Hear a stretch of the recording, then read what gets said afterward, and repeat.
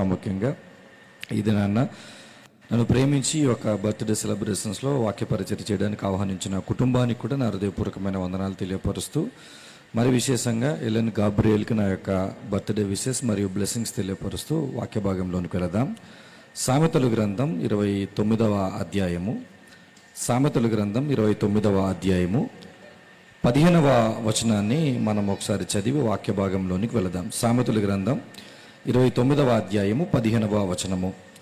బెత్తమును గద్దింపును జ్ఞానము కలుగజేయును, అదుపు లేని బాలుడు తన తల్లికి అవమానము తెచ్చును.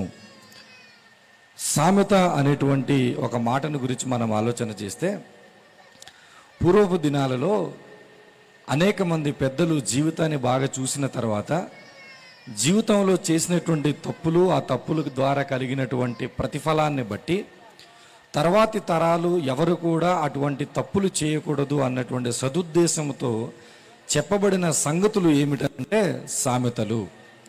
ఈ సామెతలను కానీ మనం చదివినట్లయితే మన పిల్లల్ని మనం ఎలా పెంచాలో, మన జీవితాలను మనం ఎలా ముందుకు తీసుకెళ్లాలో అన్నటువంటి సత్యాలు మనకు అర్థమవుతూ ఉంటాయి.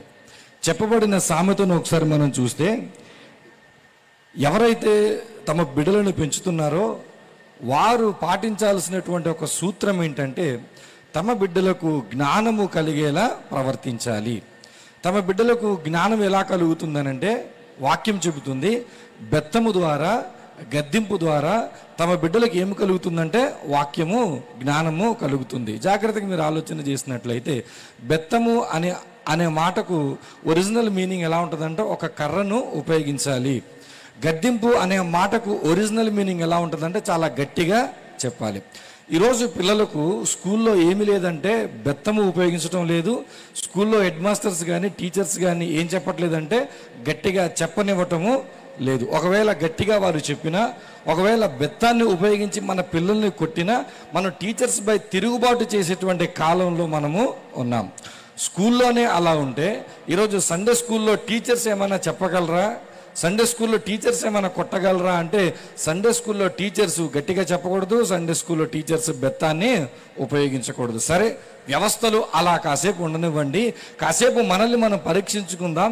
ఈరోజు తల్లిదండ్రులుగా ఉంటున్నటువంటి వారు తమ పిల్లల్ని పెంపకం విషయంలో బెత్తాన్ని ఉపయోగిస్తున్నారా, గద్దింపు మాటలను ఉపయోగిస్తున్నారా అని పరీక్షించినట్లయితే ఈ రెండు కూడా ఉపయోగించటము లేదు. గారాభం చేత, అతి గారాభం చేత ఈరోజు మన పిల్లల్ని పెంచుతున్న తరుణంలో ఈ బెత్తాన్ని కానీ గద్దింపును కానీ ఉపయోగించకపోతే మన పిల్లలకు ఏమి రాదని ఈ సామెత మనకు బోధిస్తుందంటే, మన పిల్లలకు జ్ఞానము రాదు. ఎప్పుడైతే మన పిల్లలకు జ్ఞానము లేదో అనంట, మన పిల్లలు ఏమి తప్పిపోతారంటే అదుపు తప్పిపోతారు, కంట్రోల్ తప్పిపోతారు, డిసిప్లిన్ లేకుండా మారిపోతారు. ఎప్పుడైతే అదుపు తప్పిపోతారో కుటుంబానికి కలిగేది ఏమిటని ఈ సామెత బోధిస్తుందంటే, కుటుంబానికి అవమానము కలుగుతుంది. బిడ్డల్ని ఈరోజు పొందుకున్నామన్న సంతోషం కాదు, బిడ్డల్ని పొందుకున్నామన్న సంతోషంలో సెలబ్రేషన్స్ చేయటం కాదు. ఈరోజు ప్రాముఖ్యంగా తల్లిదండ్రులుగా మనకు ఉండాల్సినటువంటి ఒక అవగాహన ఏంటంటే, మన పిల్లలకు జ్ఞానాన్ని మనం ఇవ్వాలి. ఆ జ్ఞానం వారిని ఏం చేస్తుందంటే అదుపులో ఉంచుతుంది. ఆ జ్ఞానం వారిని ఏం చేస్తుందంటే స్వీయ నియంత్రణలో ఉంచుతుంది. మన పిల్లలకు మన జ్ఞానం ఇవ్వకుండా, మన పిల్లలకు మనం ఆస్తులు ఇవ్వటంలో ఒకవేళ బిజీగా ఉండొచ్చేమో, మన పిల్లలకు మన జ్ఞానం ఇవ్వకుండా మన పిల్లలకు ఒకవేళ ప్రేమ మమకారాలు ఇవ్వటంలో మనం బిజీగా ఉండొచ్చేమో కానీ ఈ ప్రేమ మమకారం ఆస్తులు మన బిడ్డల్ని అదుపులో ఉంచలేవు. మన బిడ్డల్ని అదుపులో ఉంచాలి అంటే మన బిడ్డలకు కావాల్సింది ఏంటో తెలుసా? జ్ఞానము కావాలి. ఇదే సామెతల గ్రంథంలో 24వ అధ్యాయంలో ఈ జ్ఞానం వల్ల కలిగేటువంటి లాభాన్ని ఒకసారి మనం చూడగలిగితే, 24వ అధ్యాయము సామెతల గ్రంథము 5వ వచనాన్ని ఒకసారి మనం చూడగలిగితే, జ్ఞానము గలవాడు బలవంతుడుగా నుండును, తెలివి గలవాడు శక్తిమంతుడుగా నుండును. మన పిల్లలు భవిష్యత్తులో ఎదిగినప్పుడు వారి జీవితాలలో ఏముండాలంటే బలం ఉండాలి. వారి జీవితంలో ఏముండాలంటే శక్తిమంతులుగా వారు ఉండాలి. బలహీనులుగా వారు ఉండకూడదు, లేకపోతే శక్తి లేని వారిగా వారు ఉండకూడదు. మన పిల్లలు బలములోనైనా శక్తివంతమైనటువంటి వారుగా ఉండాలి అని అంటే వారికి మనం ఇవ్వాల్సింది ఏంటో తెలుసా? జ్ఞానాన్ని మనము ఇవ్వాలి. సహజంగా ఇలాంటి బర్త్డే సెలబ్రేషన్స్లో కానీ, మ్యారేజ్ సెలబ్రేషన్స్లో కానీ, ఏదైనా కార్యక్రమాల్లో మన మనస్సు 3 రకాలుగా ఒత్తిడి చెందుతూ ఉంటుంది. జాగ్రత్త వినండి. మన మనస్సు 3 రకాలైనటువంటి ప్రెజర్కి గురి అవుతూ ఉంటుంది. మొదటి ఒత్తిడి ఏంటంటే, ఈరోజు బర్త్డే సెలబ్రేషన్స్కి వెళ్తున్నాను కాబట్టి నేను ఎలా ఉండాలి తెలుసా? అందంగా కనబడాలన్నటువంటి ఒత్తిడిలో ఉదయం నుంచి చాలా ప్రయాసపడుతుంటాం. అలా రెడీ అవ్వాలి, ఇలా రెడీ అవ్వాలి, ఆ షర్ట్ వేసుకోవాలి, ఈ ప్యాంట్ వేసుకోవాలి, ఈ షూ వేసాలి, లేకపోతే మ్యాచింగ్ సంబంధించిన అదేయాలి ఇదేయాలని చెప్పి కనబడాలనేటువంటి ఒత్తిడిలో మనం ఉంటాం. రెండవ ఒత్తిడి ఏంటో తెలుసా? అక్కడికి వెళ్తున్నాం, మెనూ ఏం పెడుతున్నారో మనకి తెలియదు, ఎలాంటి ఆహారం వండిస్తున్నారో మనకి తెలియదు, చెఫ్ ఎవరో మనకి తెలియదు, క్యాటరింగ్ ఎవరో తెలియదు, అరే నేను వెళ్ళేసరికి నాకు అందుతుందో నాకు తెలియదు అని రెండవ రకమైన ఒత్తిడి ఏంటో తెలుసా? తినే ఒత్తిడిలో మనము వెళ్ళిపోతాం. మూడో రకమైన ఒత్తిడిలోనికి వెళ్ళిపోతాం. ఏంటంటే ఎవరు సేవకులు వస్తున్నారో తెలియదు, ఎంతసేపు చెప్తారో తెలియదు, ఏమి చెప్తారో తెలియదు, ఎలాంటి విషయాలు చెప్తారని చెప్పి వినే ఒత్తిడిలోనికి మనము వెళ్ళిపోతాం. 3 రకాల ఒత్తిడులు మన మనసు. 1 కనబడాలన్న ఒత్తిడి, 2 తినాలన్న ఒత్తిడి, 3 వినాలన్న ఒత్తిడి. ఈ పెండాలంలో కూర్చున్న వారందరికీ కూడా మొదటి 2 ఒత్తిడులు కాసేపు పక్కన పెట్టండి, ఒక 10 నిమిషాలు. వినాలన్న ఒత్తిడి మాత్రమే మనసులో. మరలా చెప్తాను, కాసేపు ఈ 2 రకాల ఒత్తిడులు, అటువైపు నుంచి శబ్దాలు వచ్చినా, ఇటువైపు నుంచి జనసందోహం వచ్చినా, మీ మనసులో ఉండాల్సిన నేను వినాలన్న ప్రెజర్లో ఉన్నాను. మిగతా 2 ప్రెజర్స్ నేను ఏం చేయాలి? మరిచిపోవాలి. జ్ఞానము కలిగిన వాడు ఎలా ఉంటాడంట? బలవంతుడుగా ఉంటాడు. ఏం లేదు, పెద్దగా మిమ్మల్ని ఇబ్బంది పెట్టను, ఒక స్టోరీ చెప్తాను, పెద్దగా ఇబ్బంది పెట్టను, ఆ స్టోరీలో నుంచి 2 నేర్చుకోవాల్సిన పాఠాలు చెప్తాను, మీరు మీ వాచ్ చూడకుండా ముందే నేను ముగించేసి వెళ్ళిపోతాను. ఏంటి ఆ స్టోరీ అంటే, దేవుడు ఇశ్రాయేలీయులను ఎన్నుకున్న తర్వాత ఇశ్రాయేలీయులు పొందుకున్నటువంటి ఒక శ్రేష్టమైన దేశము కనాను దేశం. ఆ దేశం ఎటువంటిదంటే పాలు తేనెలు ప్రవహించు దేశము. ఆ దేశము ఆశీర్వాదానికి సూచనగా ఉన్నటువంటి దేశం. ఇతర రాజ్యాలన్నీ కూడా చూసి తమ మనసులో అనుకునేవంట, ఇదిగో ఇశ్రాయేలు దేశంలో నేను పుట్టుండే బాగుండు, ఇశ్రాయేలు దేశపు రాజు నాకు రాజు అయితే బాగుండును, ఇశ్రాయేలు దేశంలో ఉన్నటువంటి సమృద్ధి నాకుంటే చాలును అనేటువంటి సంపన్నమైన దేశంలో ఉంటున్నటువంటి వీరు, వారు చేసినటువంటి ఒక తప్పేంటంటే దేవుని మాట వినకపోవటం.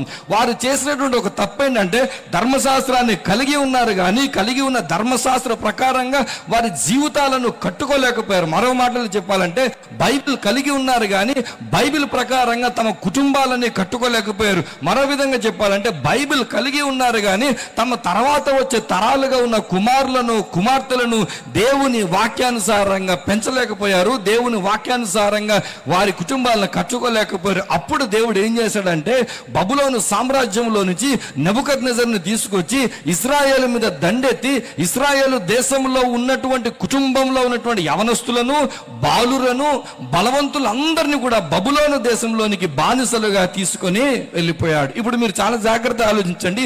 ఇశ్రాయేలు దేశము సుసంపన్నమైన దేశము, ఆశీర్వాదానికి సూచనగా ఉన్న దేశము. కానీ ఆ దేశంలో మిగిలిపోయింది ఎవరనంటే వృద్ధులు మిగిలిపోయారు, బలహీనులు మిగిలిపోయారు తప్ప మిగిలిన బలమైన వారు, బాలురు, జ్ఞానవంతులు, శక్తివంతులు అందరూ కూడా ఇప్పుడు ఎక్కడ ఉన్నారయ్యా అని అంటే బబులోను దేశంలో ఉన్నారు.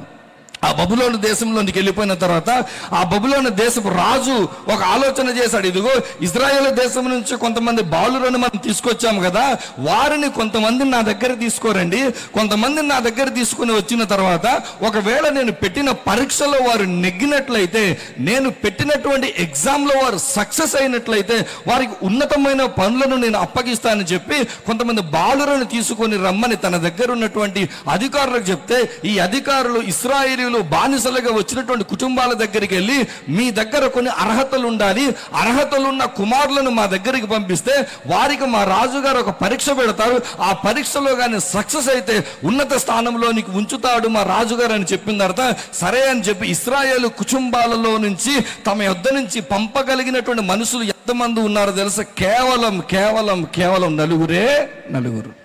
నలుగురిని మాత్రమే పంపించగలిగారు.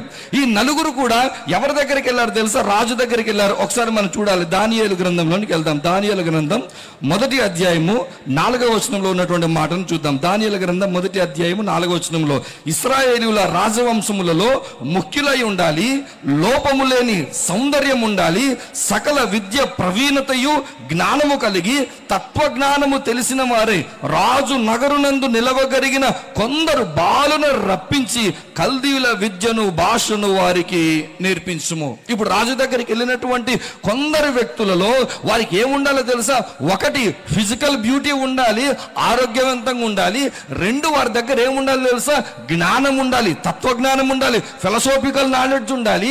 అలాగే వారి దగ్గర దేవుని సంబంధించిన నాలెడ్జ్ ఉండాలి, ఇదిగో విజ్ఞానం ఉండాలి. ఈ జ్ఞానము కలిగిన వారిని రాజు దగ్గరికి తీసుకొని వెళ్ళటం జరిగింది. చాలా జాగ్రత్తగా ఆలోచించండి. ఇజ్రాయెల్ దేశంలో అనేక మంది నుంచి ఉండొచ్చేమో కానీ జ్ఞానము కలిగిన వారు మాత్రం రాజనగరులో కేవలం నరుగులే నిలబడగలిగారు. ఈరోజు మన కుటుంబాలను కూడా మనం చూస్తే మనలో చాలా మంది డిగ్రీలు చేసిన వాళ్ళు ఉంటారు, లేకపోతే ఎంబీబీఎస్లు చేసిన వాళ్ళు ఉంటారు, లేకపోతే బీటెక్లు చేసిన వాళ్ళు ఉంటారు. చాలా మంది ఈరోజు డిగ్రీలు కలిగి ఉన్నారు, కానీ ఆ డిగ్రీకి తగ్గ నాలెడ్జ్ ఉందా అని మన పిల్లలను మనం ఆలోచన చేసుకున్నట్లయితే మన పిల్లలకు ఆ నాలెడ్జ్ ఈరోజు ఉండటం లేదు. ఒక వ్యక్తి నాకు తెలుసు, ఆయన 10వ తరగతి పాస్ అయ్యాడు. 10వ తరగతి పాస్ అయిన తర్వాత అరే దగ్గరకు వచ్చి అంబేద్కర్ అనే పేరు రాయరా అంటే ఆ వ్యక్తి ఏం రాయలేకపోయాడు తెలుసా? అంబేద్కర్ అనే పేరు రాయలేకపోయాడు. కానీ అదే వ్యక్తి అంబేద్కర్ సంబంధిత కార్యక్రమాల్లో చాలా చురుకుగా పాల్గొంటున్నాడు. ఇప్పుడు చాలా జాగ్రత్తగా ఆలోచన చేయండి. జ్ఞానము లేదు మన బిడ్డలకు. జ్ఞానం విషయంలో తల్లిదండ్రులు శ్రద్ధ తీసుకోవటం లేదు. అది లోక జ్ఞానమైనా, అది విజ్ఞానమైనా, అది దేవుని జ్ఞానమైనా తల్లిదండ్రులార శ్రద్ధను మీరు చూపించలేకపోతా ఉన్నారు. శ్రద్ధ మీరు చూపించలేకపోతే మన బిడ్డల్ని మనము ప్రేమతో పెంచొచ్చేమో, డబ్బుతో పెంచొచ్చేమో, ఆస్తితో పెంచొచ్చేమో, కానీ మన బిడ్డలు ఈరోజు దేశానికి కానీ, మన బిడ్డలు ఈరోజు కుటుంబానికి కానీ, మన బిడ్డలు ఈరోజు లేకపోతే మన యొక్క పరిస్థితులకు కానీ దేనికి కూడా ఉపయోగపడనటువంటి వారుగా ఉండిపోతారు. కానీ ఇశ్రాయేలుల చరిత్ర చూడండి. ఒక నలుగురు వెళ్ళారు, అందులో ప్రధానమైన వ్యక్తికి ఎవరున్నారు తెలుసా? దానియేలు ఉన్నాడు. దానియేలు, నీ దగ్గర ఏముందయ్యా అంటే, బానిసగా నేను వచ్చేసాను, నా దగ్గర తల్లిదండ్రులు లేకపోవచ్చు. దానియేలు, నీ దగ్గర ఏముందయ్యా అంటే, బానిసగా వచ్చేసాను, నా దగ్గర నా బంధువులు ఉండకపోవచ్చు. దానియేలు, నీ దగ్గర ఏముందయ్యా అంటే, నా దగ్గర ఉన్నది ఏంటో తెలుసా? జ్ఞానము నా దగ్గర ఉంది. రాజుగారు, ఇదిగో నెబుకద్నెజర్ రాజుగారు ఎన్నుకునేంత జ్ఞానం ఎవరి దగ్గర ఉందంటే దానియేలు దగ్గరకు ఉంది. జ్ఞానమే కాదు, ఈ దానియేలు దగ్గర ఏముందని మనం ఆలోచన చేస్తే, ఇదిగో రాజుగారు ఏదైతే భోజనాలు చేస్తారోనంట, ఆ భోజనాలంట ఈ నలుగురు కూడా తిని, ఈ నలుగురితో పాటు ఇతర వ్యక్తులు కూడా తిని, ఈ నలుగురు కూడా ఏమవ్వాలి తెలుసా? రాజు చెప్పిన భోజనం తినాలంటే దానియేలు చెప్పిన మాట ఏంటో తెలుసా? అయ్యా, ఈ రాజుగారు చెప్పినటువంటి భోజనం ఏదైతే ఉందో 8వ వచనంలో, అది తీసుకొని నన్ను నేను అపవిత్రపరుచుకోలేను కాబట్టి, నన్ను నేను అపవిత్రం చేసుకోలేను కాబట్టి నాకు కొంచెం సెలవివ్వండి. నేను తినాలనుకున్న ఆహారము, నేను పరిశుద్ధమైన ఆహారం తినాలనుకుంటున్నాను, అది మాత్రమే నేను తింటానని చెప్పి దానియేలు పర్మిషన్ తీసుకుని తను ఏదైతే తినాలనుకుంటున్నాడో అది మాత్రమే తిన్నాడు. అంటే దానియేలు దగ్గర జ్ఞానం ఉంది. ఆ జ్ఞానము దానియేలుకి ఏం నేర్పించిందంటే సెల్ఫ్ కంట్రోల్ నేర్పించింది, స్వీయ నియంత్రణను నేర్పించి, మరో మాటలు చెప్పాలంటే జ్ఞానము కలిగి ఉంటేనే మన బిడ్డలు ఏదైతే మనం చెబుతామో వాటికి లోబడతారు తప్ప, జ్ఞానము లేకుండగా, భయము లేకుండగా మనం అనేకమైనటువంటి భౌతిక సంపదలతో వారిని పెంచినట్లయితే మొట్టమొదటిగా ఏం జరిగేటువంటి నష్టాన్ని మనం చూడగలుగుతామంటే మన బిడ్డలు మన మాటను వినలేరు. దానియేలు ఇప్పుడు వేరే దేశంలో ఉన్నాడు. దానియేలుని ఇప్పుడు చూస్తున్న వారు ఎవరు లేరు. రాజనగరునందు ఉన్నాడు. ఆ రాజనగరులో ఆయన తిన్నా, లేకపోతే ఆయన తాగినా, మరొకటి చేసినా ఆయన అడిగేవారు లేరు. కానీ దానియేలు కలిగి ఉన్న మనసు ఏంటో తెలుసా? నన్ను నేను ఈ ఆహారం ద్వారా అపవిత్రపరచుకొనకూడదు. జ్ఞానం కలిగి ఉన్నాడు దానియేలు, స్వీయ నియంత్రణ కలిగి ఉన్నాడు దానియేలు. దానియేలు జీవితంలో జరిగిన సంఘటన మనం చూస్తే 20వ వచనంలో చూస్తే, రాజు వీరి యొద్ద విచారణ చేయగా జ్ఞాన వివేకముల సంబంధమైన ప్రతి విషయములో వీరు తన రాజ్యం అంతట నుండి శకునగాండ్ర కంటేను, గారడ విద్య గలవారందరి కంటేను 10 అంతలు శ్రేష్ఠులని తెలియబడెను. ఇప్పుడు దానియేలు యొక్క పరిస్థితి ఏంటో తెలుసా? చాలా మంది కాంపిటీషన్లోనికి వచ్చారు. చాలా మంది కాంపిటీషన్లోనికి వచ్చిన తర్వాత రాజుగారు పరీక్ష చేసిన తర్వాత రాజుగారు చెప్పిన మాట ఏంటో తెలుసా? ఒక పని 10 మంది చేయగలిగితేనంట, ఒక పని 10 మంది చేయగలిగితే దానియేలు తన స్నేహితులంట 10 మంది చేయగలిగే పనులు ఒకరే చేయగలరంట. అంత శ్రేష్టమైనటువంటి వ్యక్తిగా ఎవరు కనబడుతున్నారు తెలుసా? దానియేలు. 10 మంది చేయగలిగినటువంటి ఆలోచనను, 10 మంది ప్రయాసపడి చేయగలిగినటువంటి ఒక పనిని దానియేలు ఒకడే చేయగలిగినంత సామర్థ్యంలోనికి దానియేలు వెళ్ళి ఇతర దేశంలో లేకపోతే దానియేలు వెళ్ళి బానిసగా ఉన్న దేశంలో అంత ఆధిక్యత పొందాడు. ఎంతటి ఆధిక్యత తెలుసా? దానియేలు బానిసగా వెళ్ళాడు, కానీ దానియేలు ఎలాంటి స్థితిలో ఉన్నాడు తెలుసా? ఒక సంస్థానానికి, అంటే ఒక రాష్ట్రానికి ఆయన అధిపతిగా మారిపోయాడు. దానియేలు బానిసగా వెళ్ళాడు, కానీ దానియేలు జీవితం ఎలా మారిపోయిందో తెలుసా? ఆ యొక్క బబులోను సామ్రాజ్యంలో ఉన్నటువంటి జ్ఞానులందరికీ అధిపతిగా మారిపోయాడు. దానియేలు బానిసగా వెళ్ళాడు, కానీ దానియేలు ఏ స్థితిలో ఉన్నాడో తెలుసా? బబులోను సామ్రాజ్యంలో రాజు తర్వాత ప్రధానమైనటువంటి అధికారులు ముగ్గురుంటే ఆ ముగ్గురులో దానియేలు ఒకడు. మరలా ఆ ముగ్గురికి అధిపతి ఎవరయ్యా అని మీరు ఆలోచన చేస్తే ఇదే దానియేలు గారని మనకు అర్థమవుతుంది. జాగ్రత్తగా మీరు ఆలోచన చేయండి. బబులోను సామ్రాజ్యం వచ్చి ఇశ్రాయేలు మీద దాడి చేసినప్పుడు ఇశ్రాయేలు దేశం నుంచి బానిసగా వెళ్ళిపోయినటువంటి దానియేలు తన జీవితంలో బానిసగా మిగిలిపోలేదు, ఆ దేశంలో ప్రధాన అధికారిగా వెళ్ళిపోయాడు. అంటే కారణం ఏంటయ్యా అని మనం బైబిల్ని అడిగితే బైబిల్ చెబుతున్న కారణం ఏంటో తెలుసా? దానియేలు జీవితంలో జ్ఞానము ఉంది. దానియేలు జీవితంలో జ్ఞానము ద్వారా స్వీయ నియంత్రణ ఉంది. కనుకనే అనేక మంది వచ్చినప్పటికీ దానియేలు మాత్రమే సెలెక్ట్ అవ్వగలిగాడు.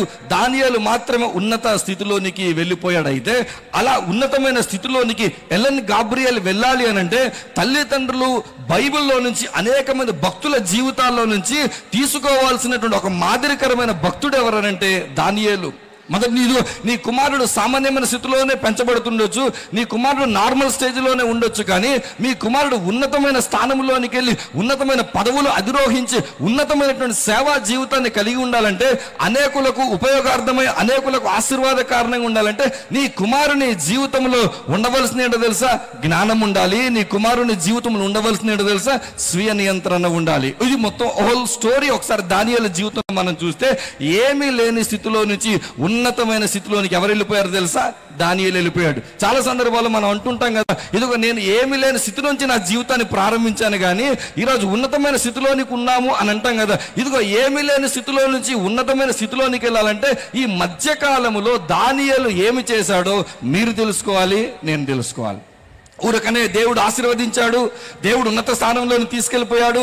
దానియేలును ఇదిగో బబులోను సామ్రాజ్యంలో ఉన్నతమైన పదవుల్లో కూర్చోబెట్టాడంటే ఊరకనే దేవుడు ఉన్నతమైన పదవుల్లో దానియేలును కూర్చోబెట్టలేదు. మనకు ఉన్నటువంటి ఆలోచన ఏంటో తెలుసా? ఇదిగో నేను దేవుని దగ్గరకు వచ్చాను కాబట్టి, దేవుని దగ్గర నిలబడ్డాను కాబట్టి దేవుడు నన్ను ఏదో రకంగా ఉన్నతమైన స్థానానికి తీసుకెళ్లిపోవాలని అనుకుంటాం, కానీ కాదు. దానియేలు బానిసగా ఉన్నటువంటి దానియేలు ఉన్నతమైన స్థానానికి వెళ్ళితే తన జీవితంలో కఠినమైనటువంటి నియమాలను దానియేలు పాటించాడు. ఆ కఠినమైన నియమాలు రెండు నేను చెప్తాను.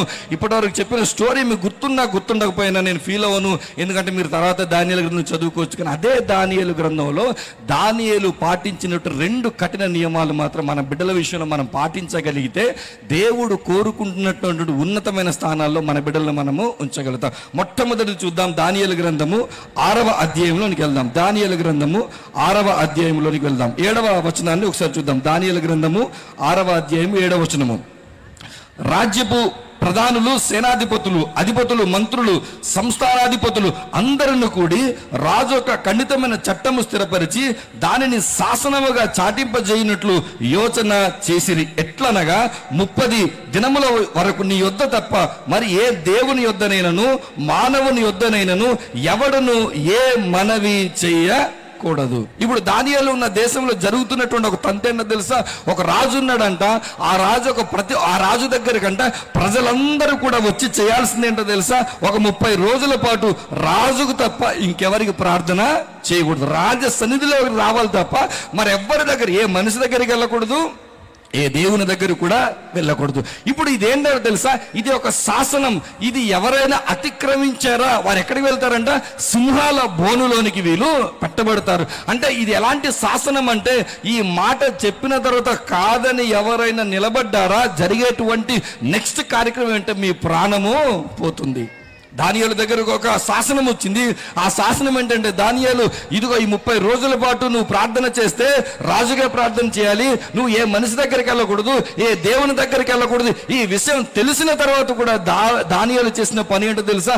అతను అనుదినము ఏదైతే దేవుని సన్నిధిలోనికి ముమ్మారు ప్రార్థన చేస్తాడో ఆయన వెళ్ళి యథావిధిగా ప్రార్థన చేశాడంట.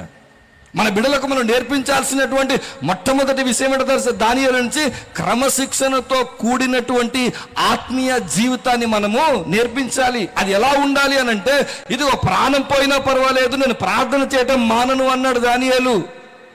ఇదిగో ప్రాణం పోయినా పర్వాలేదు, నేను దేవుని స్తుతించటం మానను అన్నాడు దానియేలు. ప్రాణం పోయినా పర్వాలేదు, నేను దేవుని దగ్గరికి వెళ్ళటం మానను అన్నాడు దానియేలు. ఇక్కడ కూర్చున్నట్టు వారితో ప్రాముఖ్యంగా ఈ దినాన్న ఎల్వెన్ గాబ్రియల్ తల్లిదండ్రులతో దేవుడు చెబుతున్న మాట ఏంటో తెలుసా? నీ బిడ్డను దేవుడు ఉన్నతమైన స్థానాల్లో ఉంచాలంటే క్రమశిక్షణతో కూడినటువంటి ఆత్మీయ జీవితంలోనికి నడిపించాల్సినటువంటి బాధ్యత ఎవరు తెలుసా? తల్లిదండ్రులుగా నీ మీదనే. ఒకసారి మీరు ఆలోచన చేయండి. దానియేలు తల్లిదండ్రులు అందుబాటులో లేరు, దానియేలు తన దేశంలో అందుబాటులో లేడు, బానిసగా వేరే దేశంలో ఉన్నాడు. తల్లిదండ్రులు లేకపోయినా, తన దేశం కాకపోయినా, ఇదిగో శాసనం వచ్చి ప్రార్థన చేస్తే చంపుతాము అనేటువంటి శాసనం వచ్చిన తర్వాత ఏ మాత్రం బెదురు భయము లేకుండా ప్రాణం పోయినా పర్వాలేదు, నేను ప్రార్థన చేస్తున్నాను, మోకలను ముమ్మారు ప్రార్థన చేస్తున్నాడంటే ఎంత క్రమశిక్షణ కలిగి ఉన్నాడో మీరు ఆలోచన చేయాలి. మన పిల్లలు కనీసం ప్రార్థన చేయగలుగుతారా? మన పిల్లలు కనీసం సండే స్కూల్కి వెళ్ళగలుగుతారా? మన పిల్లలు కనీసం మీటింగ్స్ వెళ్ళగలుగుతారా? మన పిల్లలు కనీసం బైబిల్ చదవగలుగుతారా? మన పిల్లల్లోనికి మన ఆత్మీయ జీవితం కొరకు శ్రమపడాలి, కష్టపడాలి, వారికి నేర్పించాలి, కఠినమైనటువంటి నియమాల గుండా నడిపించాలనేటువంటి తలంపు మనకు లేదు. కాబట్టి మన పిల్లలు ఎలా ఉంటారో తెలుసా? 10th పాస్ అయ్యేంత వరకే మన మాట వింటారు. అది ఎల్విన్ గ్రాబియనా ఎవరైనా ఎప్పటి వరకు ఉంటారు? 10th. ఒక్కసారి వాళ్ళు 10th పాస్ అయ్యారా, ఇక వాళ్ళు ఎవరికి దొరకరు తెలుసా? ఎవరికి దొరకరు? తల్లిదండ్రులకే. పాస్ అయింది 10th క్లాసే, ఏదో పెద్ద డిగ్రీ పాస్ అయిపోలేదు, లేకపోతే బీటెక్ పాస్ అయిపోలేదు, ఐఏఎస్ జాబ్ ఏం కొట్టలేదు. పాస్ అయింది 10th క్లాసే, కానీ 10th దాటిన తర్వాత తల్లిదండ్రుల మాట ఇంట్లేదంటే కారణం ఏంటి చెప్పినా? 10th క్లాస్ కాదు కారణం, సమాజం కాదు కారణం. దానికి కారణం ఏంటో తెలుసా? ఫౌండేషన్లో లోపము ఉంది. ఎవరైనా ఆయన దానియేలు ఎలా ఉన్నాడో తెలుసా? ఇదిగో చావరైనా చస్తాను కానీ దేవుని సన్నిధిని నేను విడిచిపెట్టనని ఎంత కఠినమైన నియమాలతో దానియేలు ఉన్నాడో, అలా నీ ఉంటే దానియేలు బానిసగా వెళ్ళాడు కానీ ఉన్నతమైన స్థానంలోనికి ఎలా వెళ్ళాడో దేవుడిని నన్ను అంత ఉన్నత స్థానంలో ఉంచుతాడు అని మన బిడ్డలకు మనం దేని విషయంలో క్రమశిక్షణ చేయాలంటే ఆత్మీయ జీవితంలో క్రమశిక్షణ పెట్టాలి. ఇంకో విషయాన్ని చెప్పి నేను ముగిస్తాను. ఇదే 6వ అధ్యాయము 4వ వచనంలో చూస్తే, అందుకు ఆ ప్రధానులను అధిపతులను రాజ్య పాలన విషయములో దానియేలు మీద ఏదైనా ఒక నింద మోపవలని ఉండి తగిన హేతువు కనిపెట్టుచుండిరి గాని దానియేలు నమ్మకస్తుడై ఏ నేరమైనను ఏ తప్పైనను చేయువాడు కాడు గనక దానియేలులో తప్పైనను లోపమైనను కనుగొనలేకపోయిరి. దానియేలును ఇరికించాలనే ప్రయత్నం చేస్తున్నారు. దానియేలును ఉన్నతమైన స్థానంలో నుంచి క్రిందకు నెట్టాలని ప్రయత్నం చేస్తున్నారు. ఈ ప్రయత్నంలో భాగంగా దానియేలు మాటల్లో దొరుకుతాడా, దానియేలు చూపులో దొరుకుతాడా, దానియేలు నిర్ణయాల్లో దొరుకుతాడా, దానియేలు రాజ్యపాలనలో దొరుకుతాడా?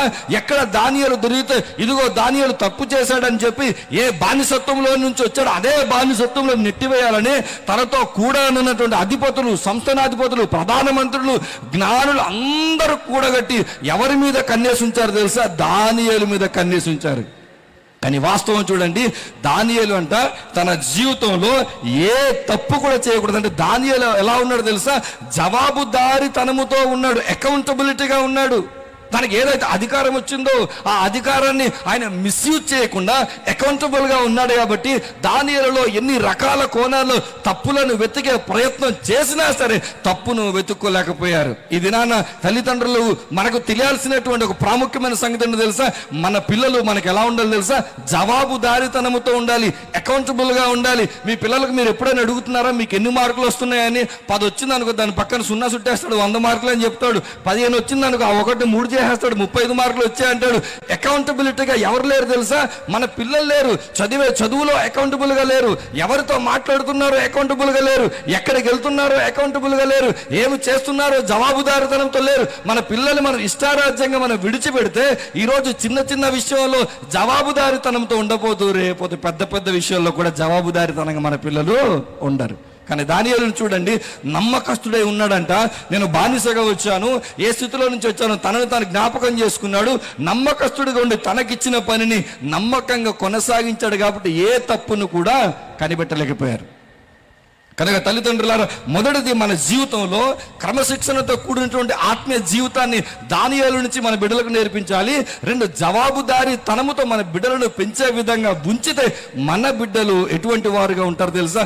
దానియేలు వలె ఇదిగో చిన్న స్థాయిలోనే ఉండొచ్చు, తక్కువ స్థాయిలో ఉండొచ్చు, కానీ దేవుడు వారిని ఎక్కడ ఉంచుతాడో తెలుసా? ఉన్నతమైన స్థానాలలో ఉంచుతాడు. అట్టి కృప, అట్టి ధన్యత అల్వెన్ గాబ్రియేల్కి దేవుడి వాళ్ళని మనస్ఫూర్తి కోరుకుంటూ తలల వంచని చిన్న ప్రార్థన చేసుకుని ముగించుకుందాం. పరిశుద్ధుడా, ప్రేమ నమ్మకం కలిగిన తండ్రి ప్రభా, నీకు వందనాలు. నేను ప్రభా అల్వెన్ గాబ్రియేల్ని మీరు జ్ఞాపకం చేసుకోండి ప్రభా.